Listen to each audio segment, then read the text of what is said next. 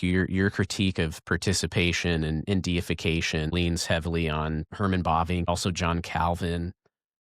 And so, especially if you look at like Second Peter 1:4, it's often cited as a decisive biblical support for deification. How does, say, Calvin's reading of this passage safeguard both union with Christ and the creator creature distinction without flattening the beauty of our glorification, right? Yeah, it's a great question.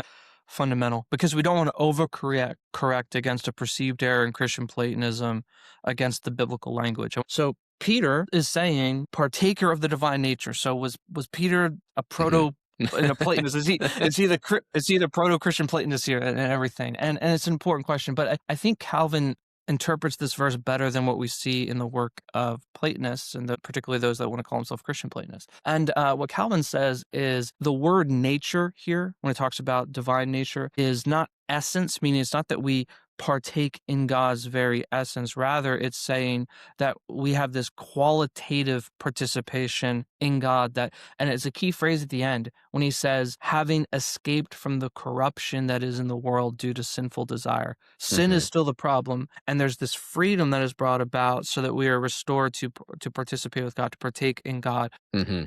And so, as Calvin specifically says, to be, as it were, one with God as far as our capacities, and I would add, as creatures, Yeah. allow.